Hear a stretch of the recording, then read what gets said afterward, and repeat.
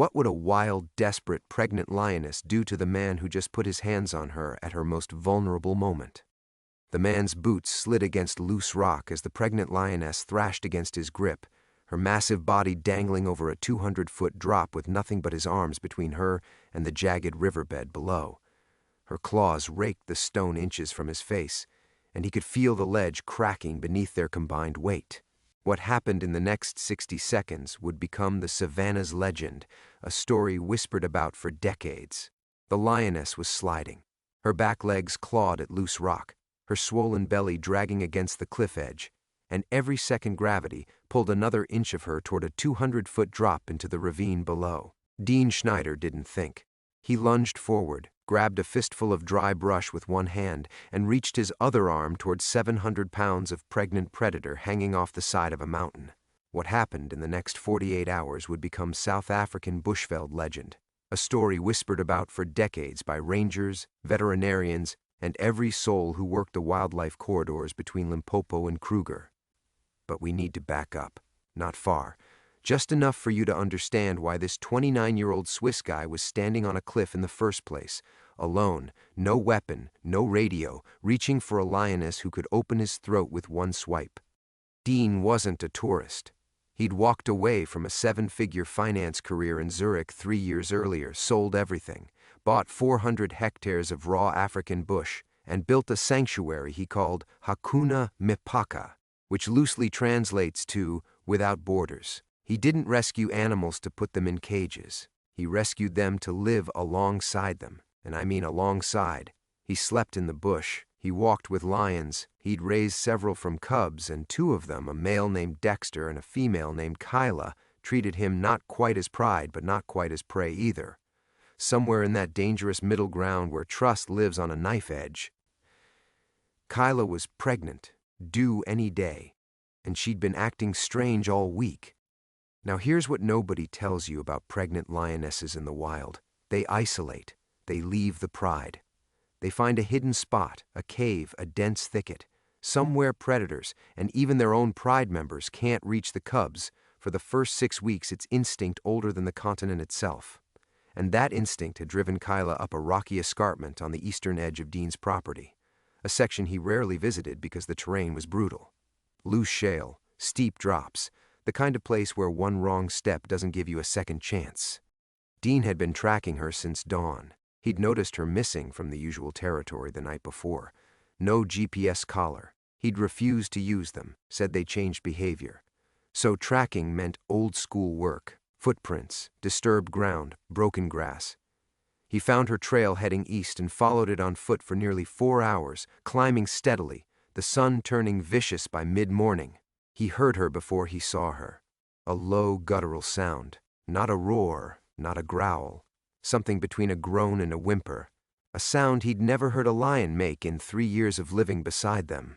He came around a boulder, and there she was. Kyla had tried to cross a narrow rock shelf, maybe 8 feet wide, that jutted out over the ravine. The shale had given way beneath her weight. Her front legs were still on solid ground, claws dug in, muscles shaking. Her hindquarters hung over the edge. Her belly, swollen tight with cubs, pressed against the crumbling lip of the shelf. Every time she tried to pull herself up, more rock broke loose and rattled down into the void below. She was stuck, and she was exhausting herself. Believe me, I've seen footage of big cat rescues. Tranquilizer darts, cages, teams of 10 guys in protective gear. That's the safe way. That's the smart way. Dean had none of that. He had a water bottle, a belt knife, and his bare hands. And the clock was ticking because every attempt Kyla made to save herself was destroying the ledge beneath her. He dropped to his knees, not to pray, to lower his center of gravity. He crawled forward on the rock shelf, feeling it shift slightly under his own weight, and he started talking. Easy, girl, easy, I'm right here. Kyla's eyes locked on him, golden, wild, dilated with panic. Her lips pulled back, exposing canines the length of his index finger. She let out a sound that vibrated through the rock and straight into his chest. He kept crawling. I know you're scared, but you gotta let me help. She swiped. One massive paw, claws out, cut the air 6 inches from his face. He didn't flinch. He didn't pull back. He froze, held his position, and kept his eyes slightly below hers. Direct eye contact with a panicked predator is a challenge. He knew that. He also knew looking away completely signals weakness, and a desperate animal attacks weakness. Get this. He held that position, flat on his belly on crumbling shale, for 11 minutes. 11 minutes of a pregnant lioness hissing and swiping, and the ground slowly breaking apart beneath both of them. 11 minutes where one bad decision from either of them meant death. Then something shifted. Kyla's breathing changed. The frantic heaving slowed. Her claws retracted just slightly. Her ears, which had been pinned flat against her skull, rotated forward half an inch. In lion language, that's a conversation opener. That's the difference between "I will kill you" and "I'm listening." Dean inched closer. His hand moved slow, palm up, the way you'd offer your hand to a stray dog, except this wasn't a dog. This was an apex predator under extreme stress with maternal hormones flooding her system. Every wildlife expert on the planet would have told him to back off and call for help, but help was 4 hours away on foot. And Kyla had maybe 20 minutes before that ledge gave out entirely. He reached her. His fingers touched the thick fur behind her left shoulder. She flinched. A tremor ran through her whole body, but she didn't strike. Now here's where it gets complicated. Touching a distressed lioness is one thing. Moving a 700-pound animal that's half off a cliff is another thing entirely. He couldn't pull her up. He didn't have the strength. He couldn't get behind her without stepping onto the section of ledge that was already crumbling. He needed leverage, and there was nothing out here to give him any. So he did something that sounds insane, until you realize it was the only option left.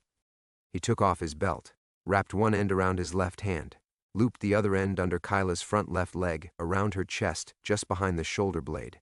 A makeshift harness, leather against fur. She snapped her jaws at the belt. He held steady. She thrashed once. Rock crumbled. A chunk the size of a dinner plate broke off and tumbled into the ravine. He heard it hit something far below, a distant crack that told him exactly how far down the bottom was. "Stop fighting me," he said. Not a shout, not a whisper. Flat and direct. The voice of someone who has decided what's going to happen and is simply informing the universe. Kyla went still. I swear this happened. 700 pounds of pregnant lioness, panicked and hanging off a cliff, went still because a man spoke to her with authority she recognized. He braced his boots against a rock outcropping behind him. He pulled, not with his arms, with his legs, his core, his entire body anchored against the mountain. The belt cut into his hand. He could feel the leather compressing his knuckles. His boots scraped against rock, searching for grip. He pulled again. Kyla seemed to understand. Her front claws dug in. Her shoulders bunched. She pushed with what front-end strength she had left while he pulled from the side. 6 inches, a foot, 18 inches. Her left hind leg found solid rock. Then her right. She scrambled, belly low, cubs shifting inside her. And in one surge of desperate power she came up and over the lip of the shelf and crashed into Dean, knocking him flat on his back on solid ground. He lay there. She lay on top of him. 700 pounds of lioness across his chest and legs. He couldn't breathe, not because of fear, because she was physically crushing his rib cage. Here's the thing, though. She didn't move to attack. She didn't roll off and run. She lay there, sides heaving, her massive head turned, and she pressed her nose against the side of his neck. A long, slow inhale. She was smelling him, reading him, deciding. This is the question that everyone who hears this story asks, and it's the question that makes this whole thing legendary. What would a wild, desperate, pregnant lioness do to the man who just put his hands on her at her most vulnerable moment? Because every instinct in her body should have told her to kill him. He touched her. He restrained her. He was between her and escape. She was pregnant. She was terrified. Every biological alarm in her system was screaming threat, but she didn't kill him. She exhaled against his neck, a hot, humid breath that smelled of raw meat and dust. And then she made a sound, a low, rumbling vibration, not a growl, not a purr exactly, but something in between. A sound that people who study lions call social humming. It's the sound a mother makes to her cubs. It's the sound lions make to each other when they're at peace. She gave him that sound. Then she stood, slowly. Her weight lifted off his chest and air rushed back into his lungs. She took 3 steps, turned, and looked at him. He sat up, his hand bleeding where the belt had torn skin, his shirt ripped, shale dust covering every inch of him. They looked at each other for a long moment. Then Kyla turned and walked along the ridgeline, heading north, moving with the slow, deliberate gait of a pregnant animal who knows exactly where she's going. Dean sat on that rock shelf for a while, catching his breath, checking his hand. The cut wasn't deep, but it was messy. He wrapped it with a strip torn from his shirt and stood up. His legs were shaking. Adrenaline leaving the body is almost as violent as adrenaline entering it. He followed her. Of course he followed her. Not close. 50 meters back. Enough distance to respect her space, but close enough to know where she was heading. She moved north along the ridge for about a kilometer, then descended into a narrow canyon he'd never explored. The vegetation thickened. Acacia and bush willow crowded the slope. She disappeared into a thicket at the base of the canyon and didn't come out. He marked the location mentally. GPS coordinates meant nothing out here without a device. He used landmarks, the split boulder, the dead marula tree, the way the canyon bent left before the thicket. Then he walked home, 4 hours back, bleeding hand, bruised ribs, legs like rubber. He made it to his compound as the sun was setting, drank 2 liters of water standing at the tank, and collapsed onto his cot without eating. Now mark my words, this story isn't over, not even close. 3 days later, Dean went back. He packed properly this time. Water, first aid kit, binoculars, a satellite phone he'd borrowed from a neighboring ranch. He followed the same route, climbed the escarpment, past the shelf where Kyla had nearly died. He could still see the claw marks in the shale. He could see where the ledge had crumbled.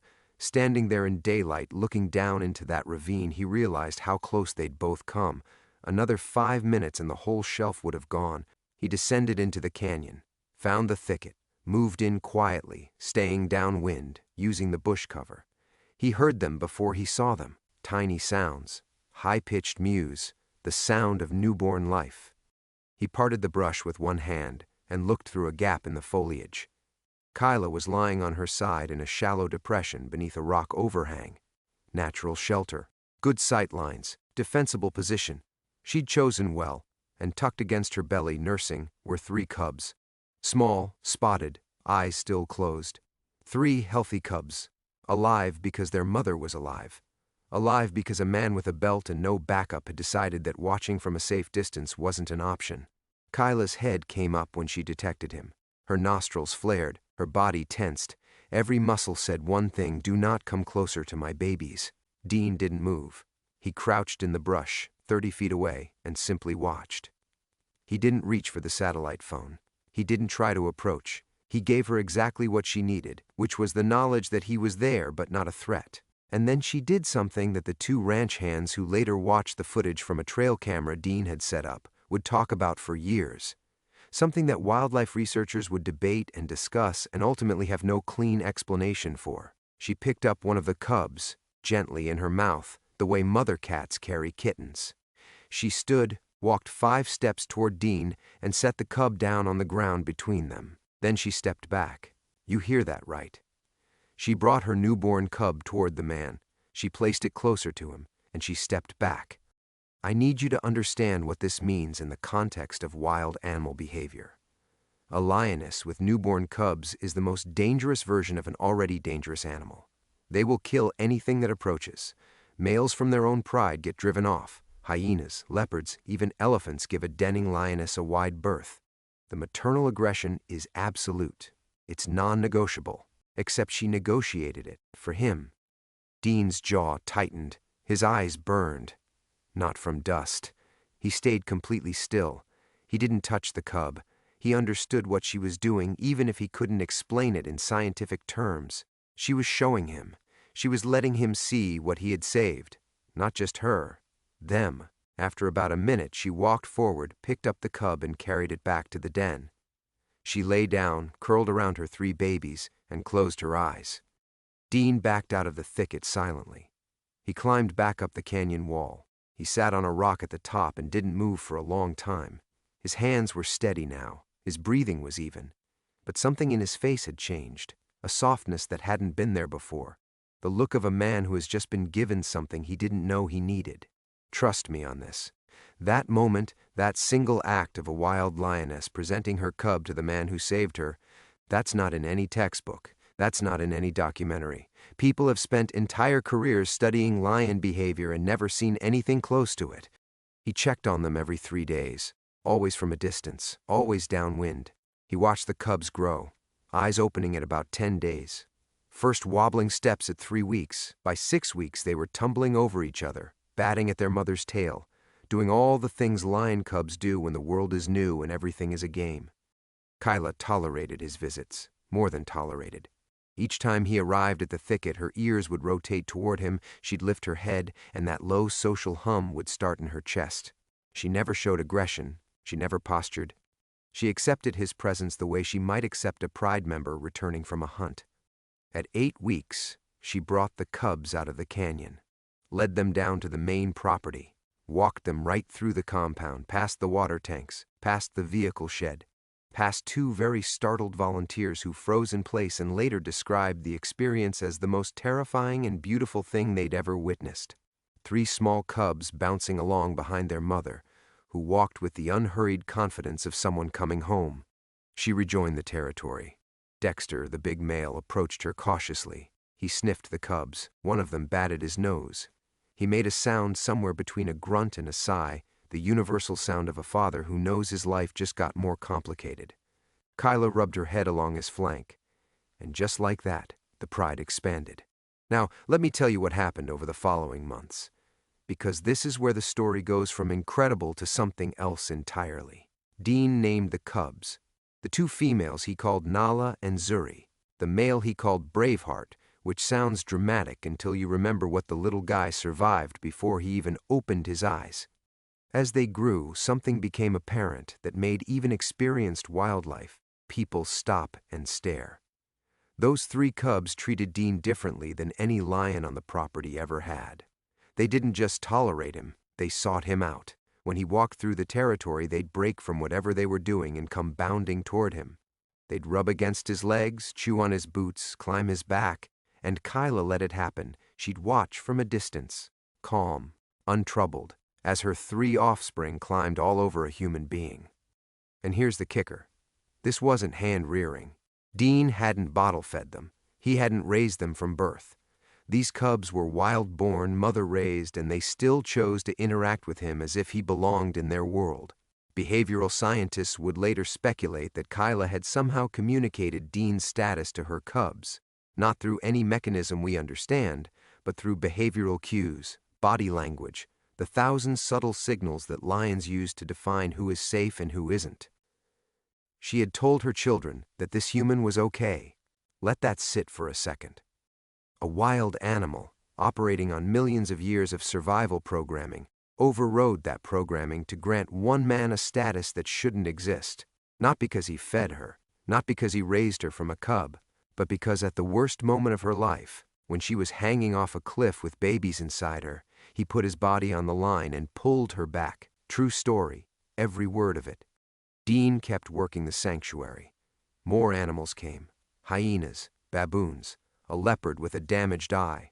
The property grew to over 1,000 hectares. Volunteers came from around the world, drawn by the story of the man who lived with lions, but what kept them there was something harder to describe. A philosophy.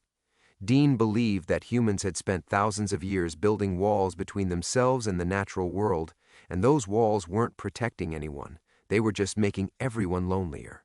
Humans and animals both. He took some heat for it. Wildlife organizations criticized his methods. Too close, they said. Too dangerous. Setting a bad example, and they weren't entirely wrong.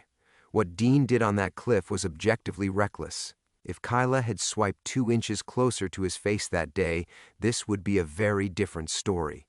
A shorter one, a sadder one. But Dean had a response to the critics, and he only ever said it once, in an interview that got passed around ranger stations and vet clinics across southern Africa.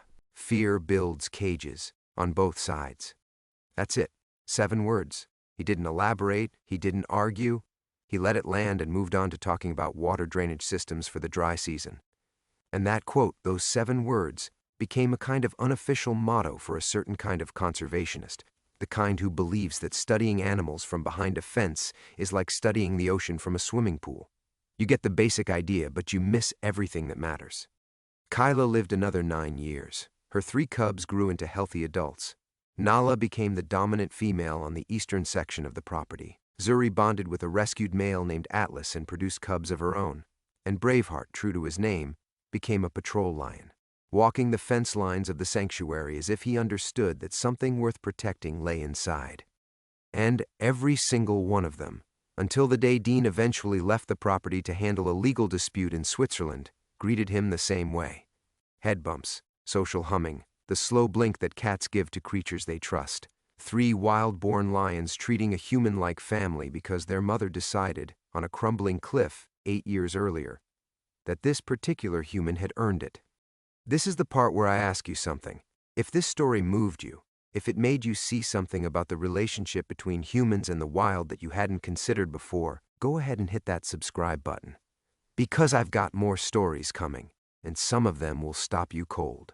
Now let me finish this. The cliff where it happened is still there.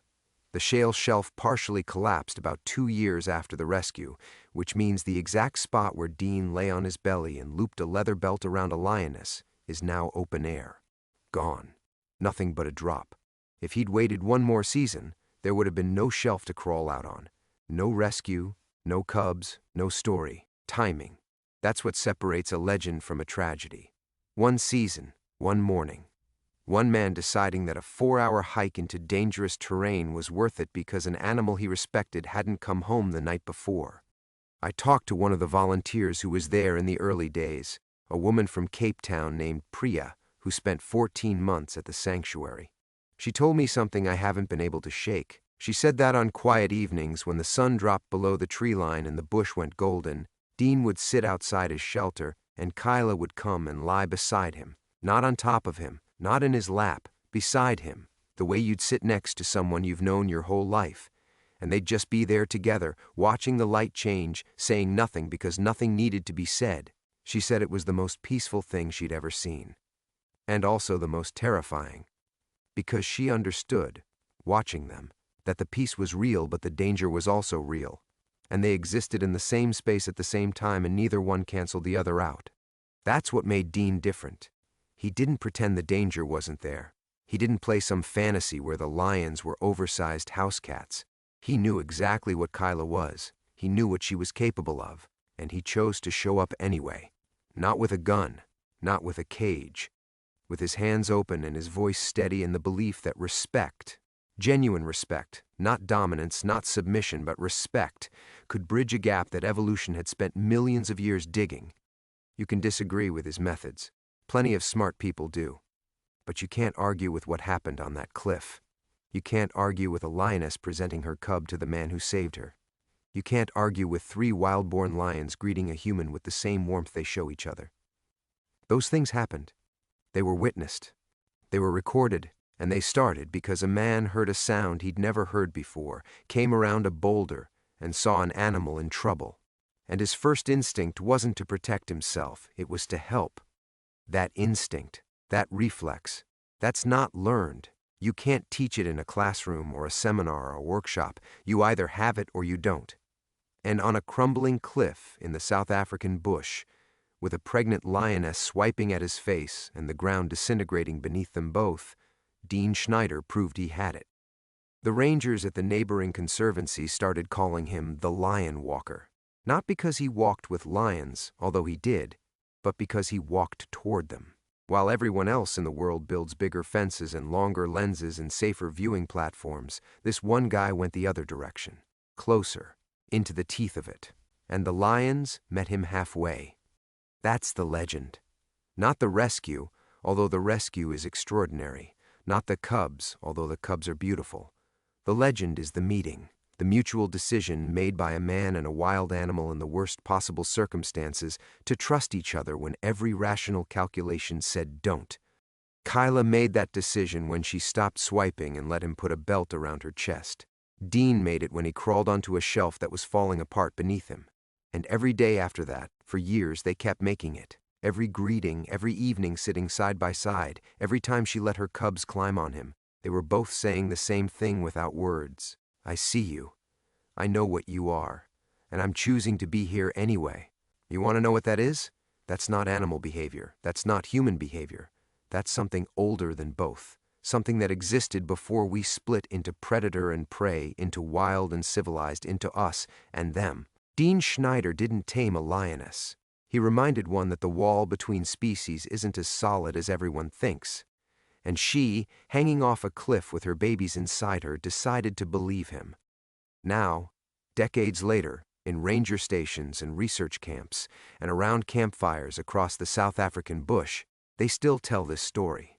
They tell it to new volunteers on their first night. They tell it to skeptics who say you can't trust a wild animal.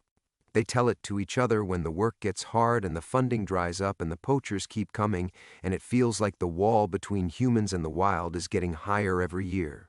They tell the story of the man who reached for a lioness on a crumbling cliff and got something back that nobody expected.